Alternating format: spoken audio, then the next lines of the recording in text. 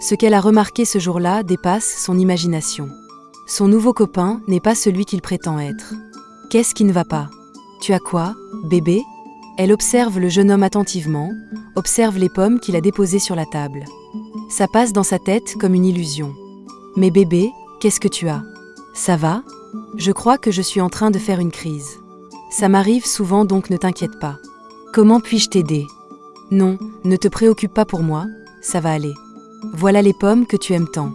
Il ne faut pas te comporter comme une étrangère. Oui, je vais les prendre tout à l'heure. Pour le moment, ça peut aller. Tu es sûre que tout va bien? Pour ce que la fille vient de voir, elle est toujours sous le choc. Elle se demande si elle hallucine ou si c'est la réalité.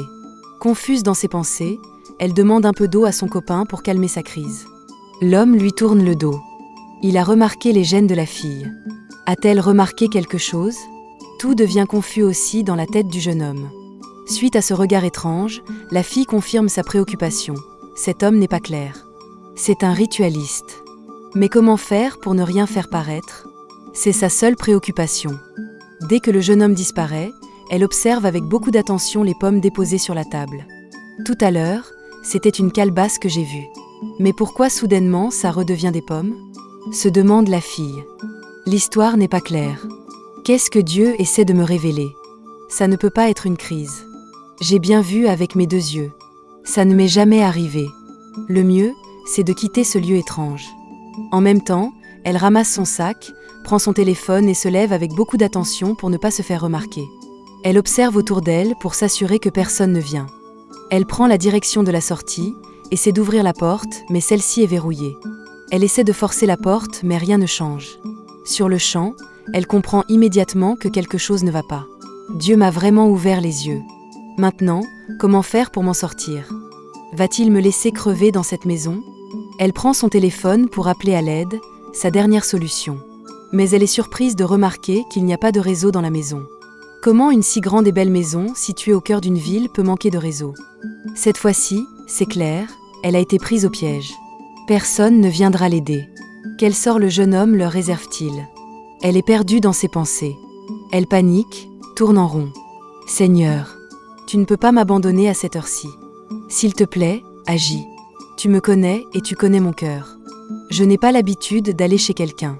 Si tu m'as laissé pénétrer ce domicile, c'est forcément pour une raison. Me voilà maintenant coincée entre 4 murs. Tu ne peux pas me laisser. Je sais que tu as un plan pour moi. Tu ne m'as pas montré ce que j'ai vu tout à l'heure pour rien. S'il te plaît, agis maintenant. Soudain, la servante de la maison apparaît. Elle remarque la fille et s'étonne de sa présence. Elle l'observe longuement. Je suis servante dans cette maison depuis plus de 5 ans. Depuis que j'ai mis pied ici, je n'ai plus vu la lumière du soleil. Je ne sors plus. Je reste seulement ici. La jeune fille prend peur. Est-ce le sort qui m'est aussi réservé?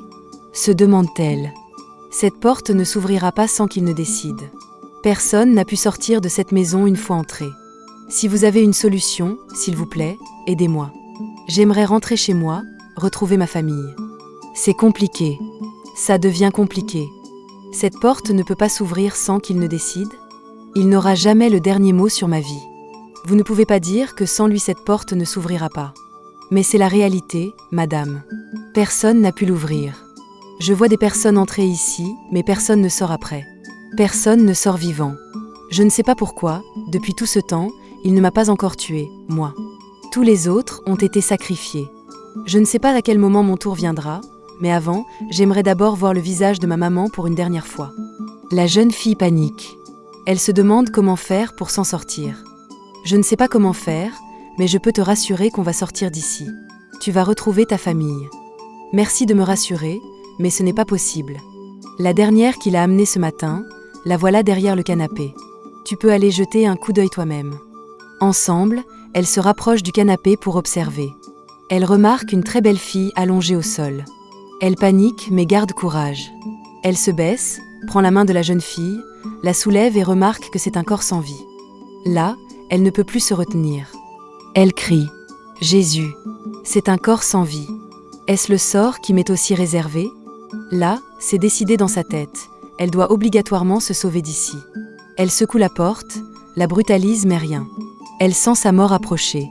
Le jeune homme refait surface, sûrement à cause du cri et des bruits qu'elle émettait. Elle se lamente, pleure, secoue la porte mais rien. Est-ce ma faim? Seigneur Jésus. Mais qu'est-ce qui ne va pas avec vous?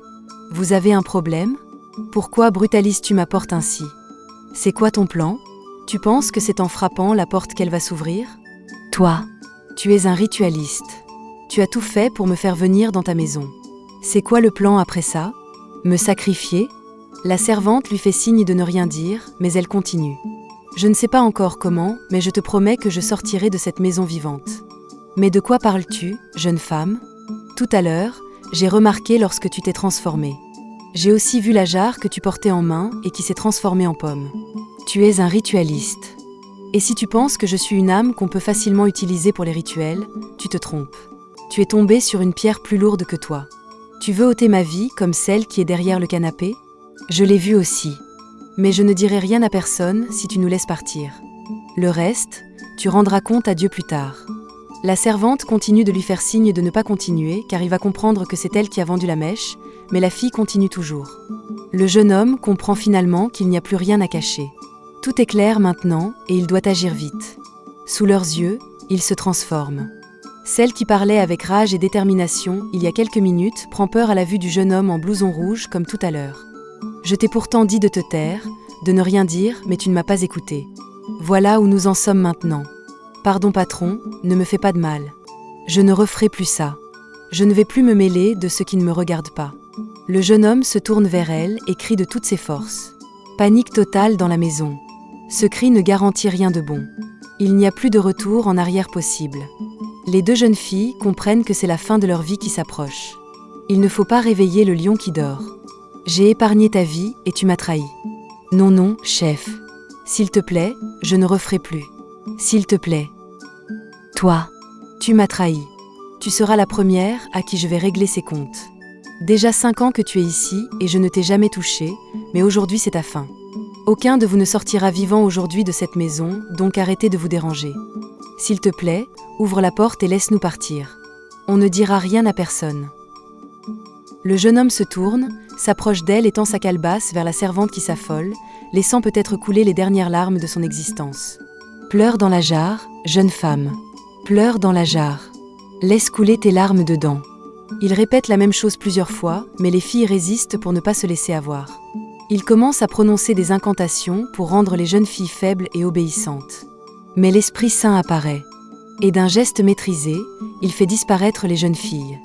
Le jeune homme se retrouve seul à présent. Il n'a pas compris ce qui s'est passé. Qu'est-ce qui vient de se passer? Se demande-t-il. Il continue de vérifier autour de lui pour retrouver ses esprits, mais la réalité le rattrape. Les jeunes filles ne sont plus dans la maison. La foi véritable ne se révèle pas dans les moments où tout va bien, mais dans ceux où tout semble perdu. Cette jeune femme s'est retrouvée dans un lieu où la peur aurait pu prendre le contrôle de son âme, où l'atmosphère même respirait la mort. Pourtant, au milieu de la confusion et du piège invisible, elle a levé les yeux vers Dieu au lieu de céder à la panique. Sa première réaction n'a pas été d'accuser, de s'effondrer ou de renier sa foi, mais de dire « Seigneur, tu ne peux pas m'abandonner ici ». Voilà la première leçon. La foi commence là où les solutions humaines s'arrêtent. Ensuite, elle n'a pas accepté le sort qu'on voulait lui imposer. Même face aux ritualistes, alors qu'elle était enfermée, piégée et témoin d'un cadavre au sol, elle a proclamé sa vie. Elle a parlé avec autorité. Elle a déclaré « Je sortirai vivante de cette maison ». Beaucoup de personnes laissent la peur les rendre silencieux, mais elle a compris une vérité spirituelle. Ce que tu déclares avec foi dans la détresse devient ta victoire dans la délivrance.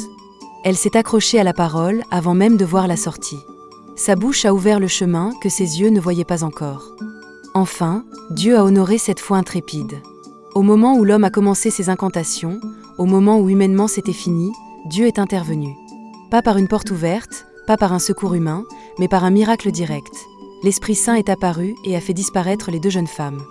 La leçon finale est simple mais puissante. Dieu ne se contente pas de protéger ceux qui croient en lui, il les arrache là où personne d'autre ne peut les atteindre. Quand tu marches avec Dieu, aucun piège, aucune porte verrouillée et aucun ennemi spirituel ne peut décider de ton destin.